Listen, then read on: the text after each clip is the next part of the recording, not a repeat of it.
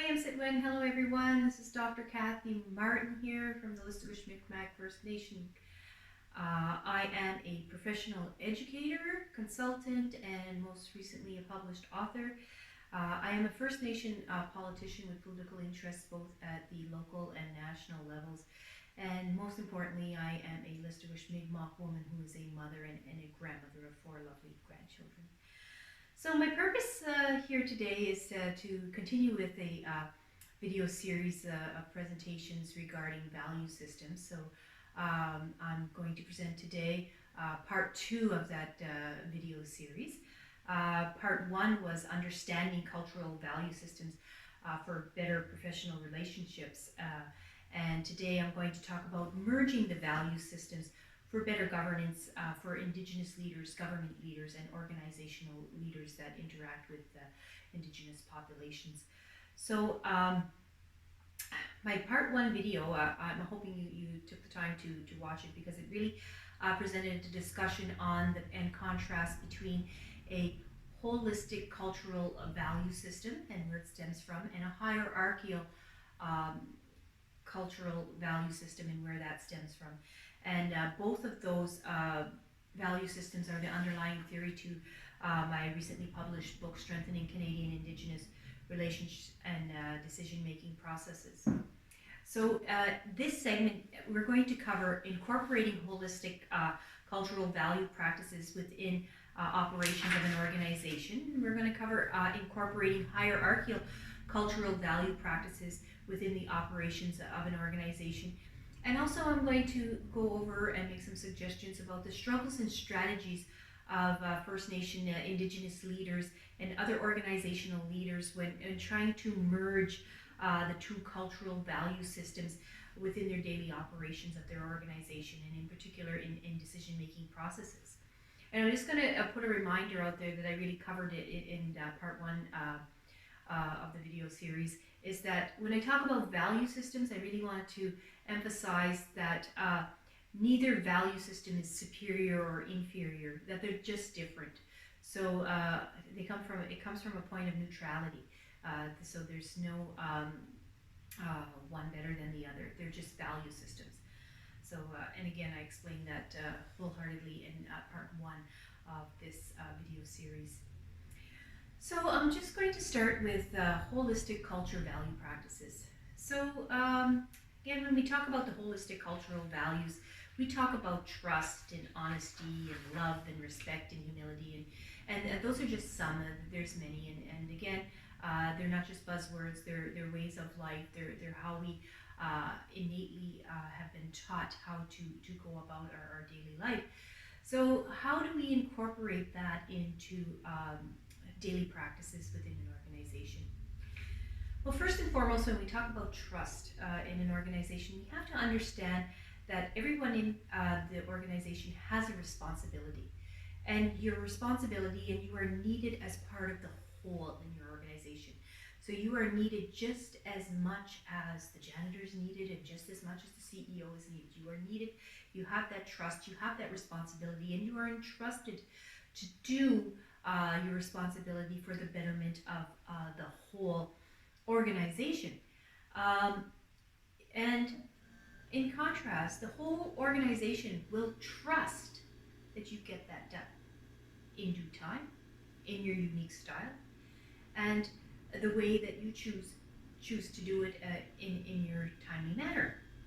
So when you're given that trust that you're going to get the job done, it eliminates any need for any kind of micromanagement and constant reporting of each stage of the game, because if you've given your word that it will be done by a certain time, then it will be done. So that being said, how could you have so much trust in an organization?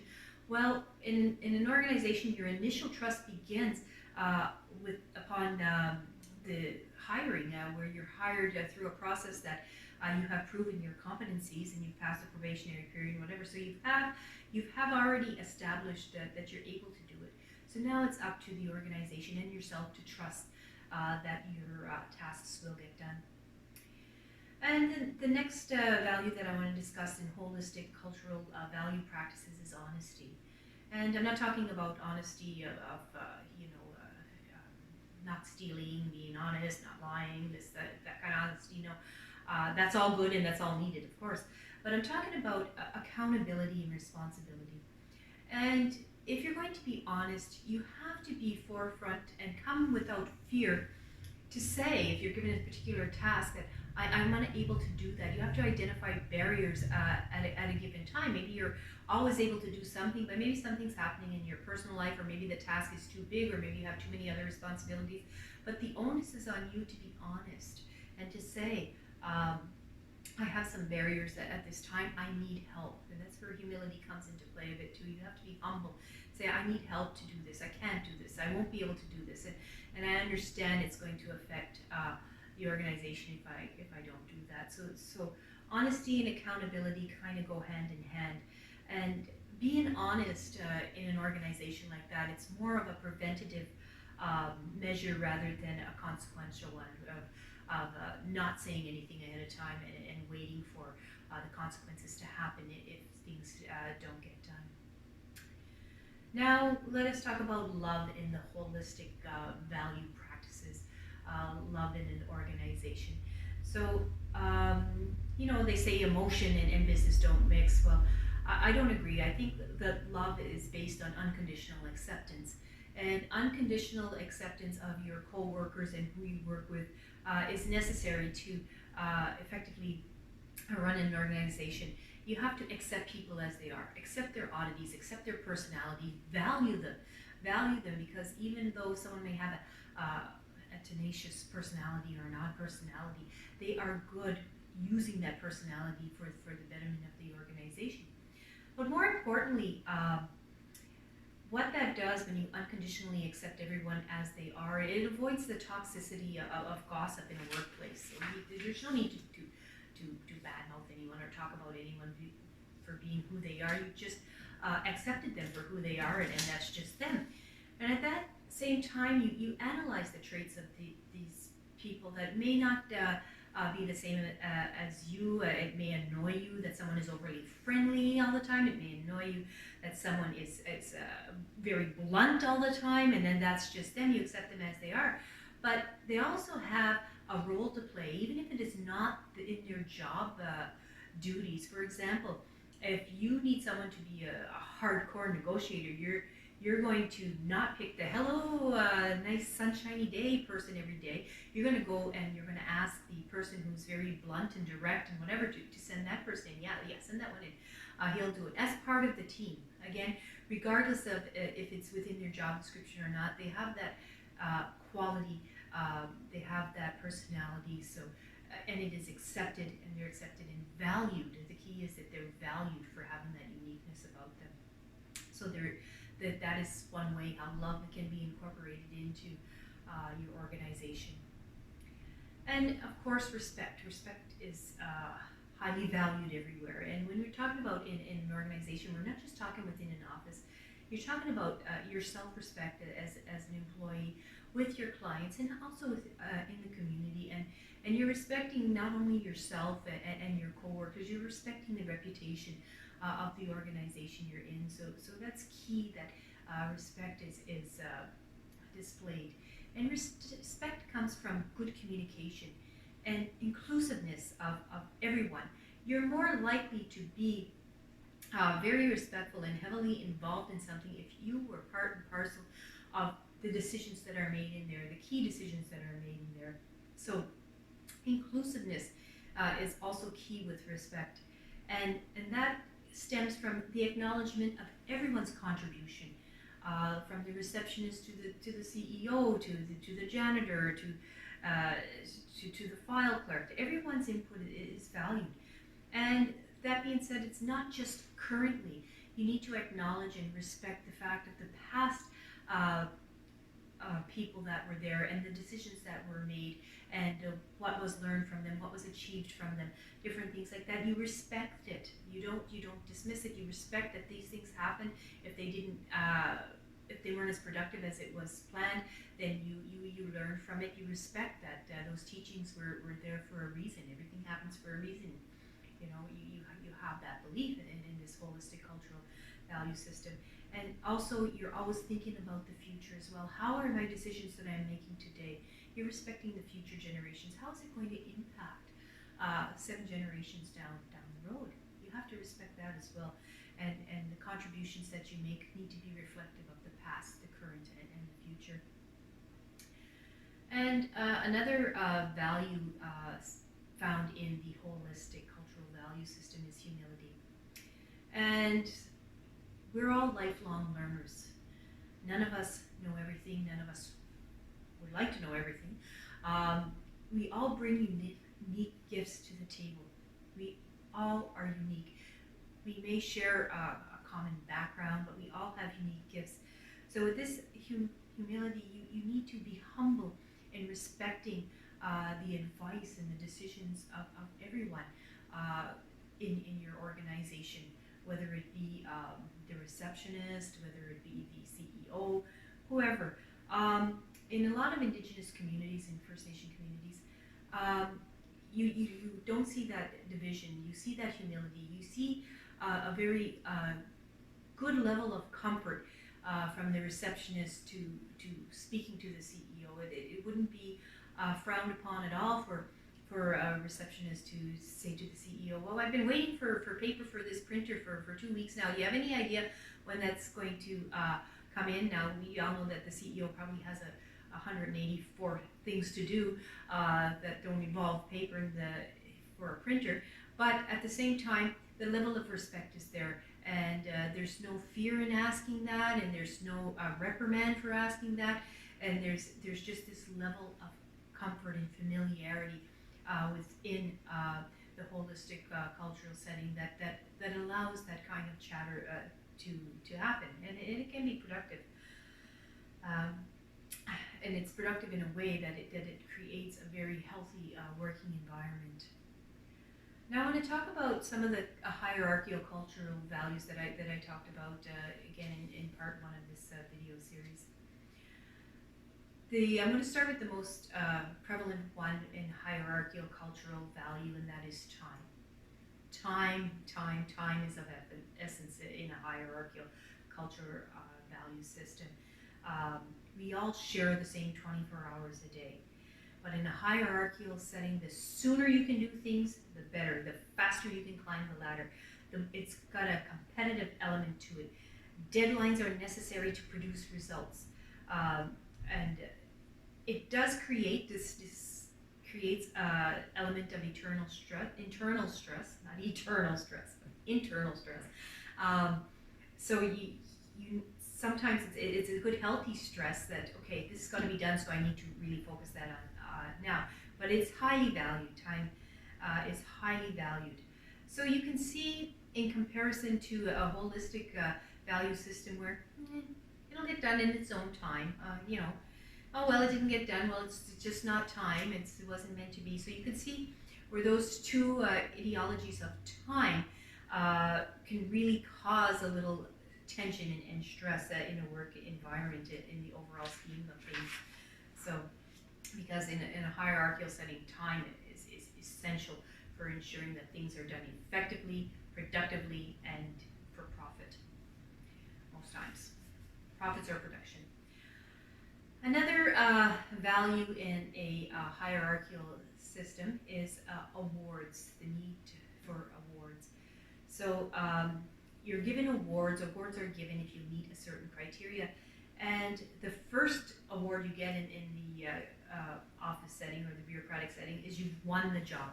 You not only fit the criteria, but you competed and you won the job. So you got an award, you got the job. So it creates a competitiveness within you for these awards. And you're always striving for more awards. You do a good job, you do your job, you want a raise, you want bonuses, you want promotions, you want privileges, you want to get to travel, you want to have a little things that are going on in the office because you're doing such a good job. So it is a motivator. Awards are a motivator. You want to keep striving, but it has this element of competitiveness. So, and as a result of having this element of competitiveness, you tend to get people that are now working in silos as opposed to working together because they're competing. They hold their cards close to their chest. This is my idea. I want to keep it for me. I'll reveal it when I want to reveal it, so I get the recognition, so I get the promotion, so I get the raise. So there's a lot of in awards, and a lot of secrecy and competitiveness. And there is some merit into that. So it's just a downfall of it. You can get people working in silos, but if that is an objective of your organization, that you need people to work in silos, well then that would be a good thing. Another thing about awards is they're externally determined. So in essence, you're not doing a good job because you want to feel good about yourself, or that you want to you trust that things are going to get done, or you have these internal rewards. It's external. It's external. You're looking for that external award and recognition for what you've done. Another value in the hierarchical cultural value system is money. And in society today, we need money. Money is there. It's a tool. You need money to survive. You need money to function. Money gives people the perception of success. So the more money you have, the more successful that you tend to be perceived as. Money can also influence you into getting into certain groups. Okay, if you have money, you can join this group, or not if you don't have money. Money, the value of money has a downfall. It can prove success, and it can do all these positive things for you. But it can also, if money is your primary motivator, it can disregard any underlying policies or organizational goals, or overall acts of compassion for humanity. For example, if your organization is profit-driven, bottom line, you've got to make money. If you're not making enough money, there's got to be cuts. But we're going to eliminate this position, and you're looking, and it's all based on money. And so the human element, or the compassion of, okay, who are we going to let go, is irrelevant. It's irrelevant. It doesn't matter if John here has a wife and 4 children and is going to be out of work and whatever. No, that's not even comes to the table. It's just this position, it's gone. We need to do that. So when things are valued on money, there is a side that doesn't value the love and acceptance that you see in a holistic culture in the decision-making processes. Status. Now, we've got status and power as values in a hierarchical cultural value system. And some people perceive them as almost the same. You have a certain status, you have a certain power. There is a difference, and I'll explain. People of status, people who have status, they've gained recognition, prestige, and esteem, and they've usually gained it through networking with others, through merit, of course. They're status seekers based on relationships with other people. They're typically kind. You scratch my back, I'll scratch yours. There's this relationship kind of embedded into this status building. They have good status. A lot of politicians have good status. They like working well with people. It matters. The opinions of others matter to the status that they uphold. It is another external award, if you will, because it's based, their status is based on the judgment of others. It's not how they feel about themselves, it's how others perceive them. So again, if they are worthy of promotions, higher positions, people in higher status primarily have higher positions. They uphold them, but their primary objective in obtaining this status is not for the betterment of the whole. It is for the betterment of personal growth, and with a secondary characteristic to the organizational goals. So with status. And then you're dealing with people in power. Who has the power? Sometimes people of status have some power, but the power is different from status in the bureaucratic setting, as the person in power has control over the critical resources and the human resources of that organization. And they did not necessarily get there by their relationship building and their merit and climbing the ladder by it's not what you know, it's who you know. They've gotten there by whatever means that they've gotten there. Uh, they are powerful people. They are viewed as those who have the ability to get the resources and to manage them effectively. These people, they don't really care what other people think about them. They have the power. They will do what they want to do for the betterment of the company or the betterment of their own power, to increase their power. Sometimes people have more, they want more and more power. They want to have more and more control over other people or over the company. So generally, people in power are different from people with a higher status because there's a disconnect to the employee. There's usually a disregard for employees in lower level situations. Again, people in power are perceived as the ones that need to make hard decisions. Like I told you earlier, if a job needed to be cut, they wouldn't even consider who it was. It's just, that's it. There's no human component to it. That job has to go. It's got to go. So again, there's pros and cons, and there's good in both cultural value systems, the holistic and the hierarchical. So these are how they're seen sometimes in the bureaucratic setting. But there's struggles. There are struggles for Indigenous communities, Indigenous leaders. There's struggles in government agencies and non-profit organizations, and there are struggles that exist when trying to merge these two cultures together. So I'm going to show you a diagram that I drew to kind of illustrate how these two the merging of the two can be problematic. Okay, so what we have here is an illustrated model of how we can merge the two value systems together. So we can merge the holistic value system, where we have a lot of community involvement, and you can merge it with a hierarchical system. So what we have here is just a sample of how some First Nation communities choose to administer their funding from Indigenous Services Canada. So basically, in this model here, this hierarchical model, we have our elected chief and council. And under our elected chief and council, we have some form of senior administrator. We have either a band manager, a CEO, director general, or whatever that's needed for overall management. And under your senior administrator, you have your individual directors for whatever services that you have. I have director of health, director of security, director of social services, director of capital, education, natural resources, infrastructure, whatever your directors are, you would have them there. And then underneath each directorate, you have your service provider. So you have all your employees here within your service provision measure. So you have all these employees here.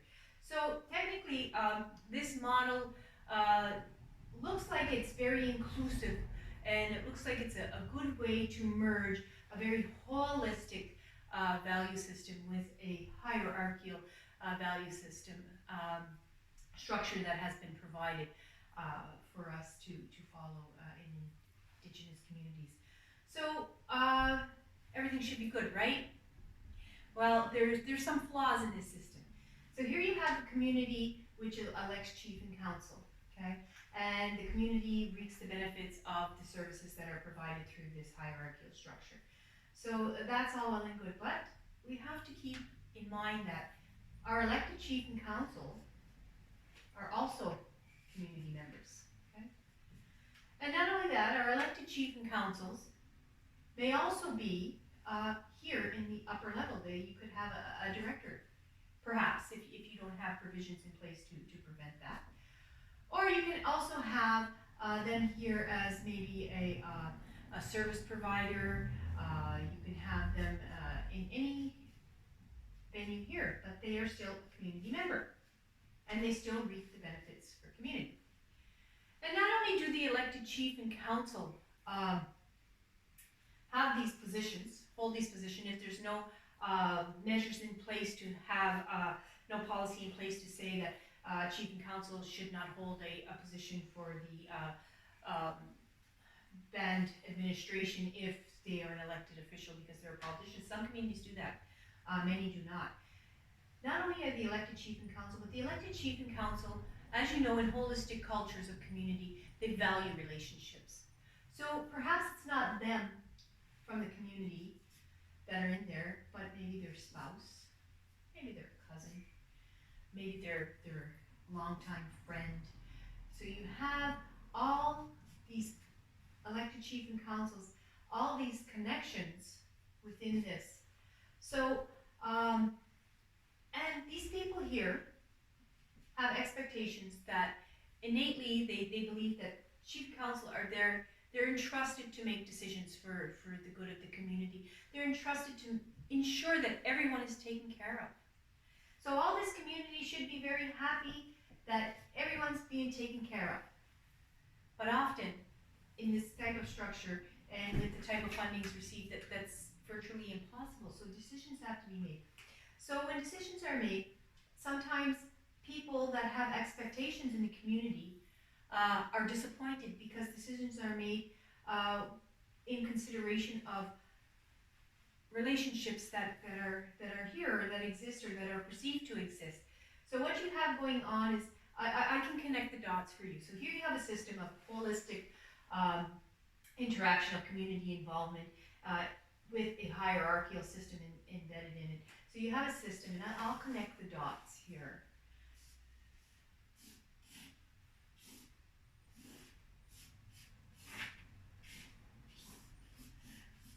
So I purposely did that. I purposely connected the dots to show you that this system has many flaws, and in this system, because holistic cultural value systems innately value trust in relationships and love and unconditional and trust that your needs will be taken care of. And then you have a hierarchical system that is very based on policy and procedure and hierarchical. So when you mix the two, you're going to get a lot of turmoil in there. You're going to get a lot of confusion in there because you have expectations innately in one group, and then you have a system of practice stemming from another value system from another group. So not only does this cause turmoil within the organization, it causes turmoil within the community, and it also causes turmoil within the elected leadership and the senior directors and the employees of the organization or the band.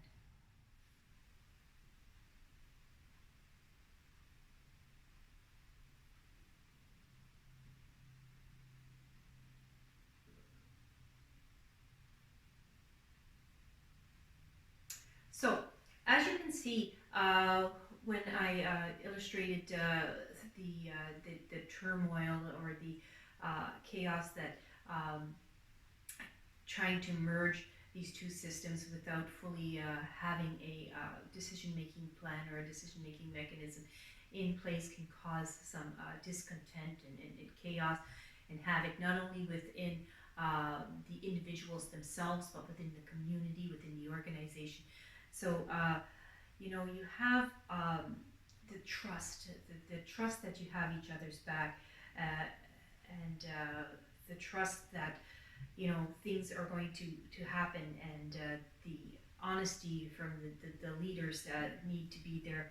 So inclusiveness and effectively making decisions are compromised because you have a community of people that have entrusted leadership to make decisions historically as they've always had, based on need, based on respect. Everyone is heard. On honesty, if they say they're going to do something, they can usually do something.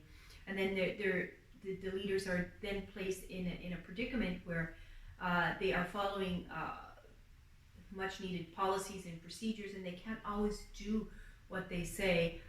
They can't always respect the needs of certain people opposed to others, and it does cause this compromised situation. So those are some of the struggles that are faced in situations like that, without any kind of decision-making planning and decision-making tool. So also there's struggles for government leaders and organizational directors as well. Oftentimes, government agents, if you will, they or people who work for First Nations or interact with First Nations, they struggle with patterns of conduct, work patterns of conduct within Indigenous communities, how they work, their values. They're not on time as they should be. They work differently. So these organizations are very well intended. Governments are well intended. Moving forward, non-for-profit organizations are well intended, and they're making strategies. Some of them have their own frameworks for interacting with First Nation, Indigenous, Métis people, Inuit people. So a lot have their own frameworks, and they want to be inclusive of First Nations. But one of the biggest mistakes that the federal, provincial, territorial, municipal governments make is they tend to paint all Indigenous people with the same brush. They don't respect that we all have unique ways of life.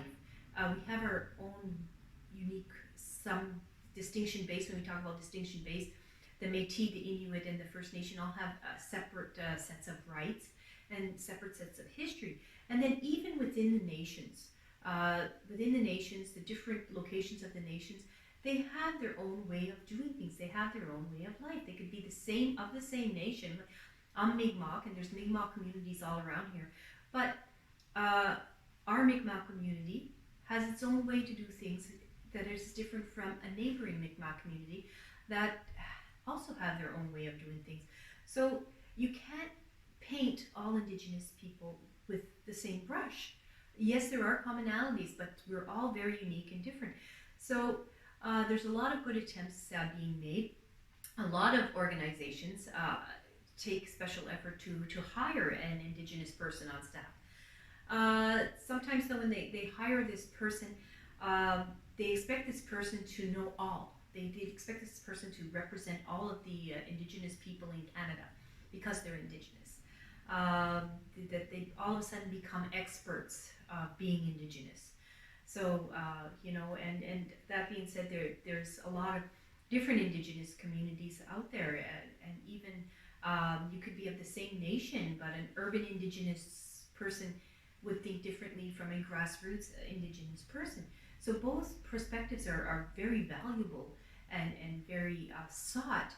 But when you hire someone based on just being Indigenous, so you can have that input into your organization, it just isn't sufficient. It just isn't sufficient to fit the needs of exactly what it is you're trying to do. So that needs to be considered, and that is a struggle for many government and non-for-profit organizations. So that being said, it takes a lot of time and money to do what is appropriate and what is needed to have meaningful input into the decision making that happens when interacting with and for Indigenous peoples in Canada. So are there solutions out there? And again, I'll say yes, there are. I've created just one or two solutions found within my book, Strengthening Canadian Indigenous Relations and Decision-Making Processes. I've developed a couple of templates in there. I've developed a First Nations social-based governance model that would help Indigenous leaders with better decision-making and follow-up in their decision-making processes. I also have in here a template for intergovernmental policy development model for respecting Indigenous communities. So that's in there for our non-for-profit organizations and government offices to use. So these templates are available in my book, and my book can be obtained online through Amazon, Chapters Indigo, or Barnes & Noble, or you can also visit www.drkathymartin.com to get some more information on that. So, well, Ollie.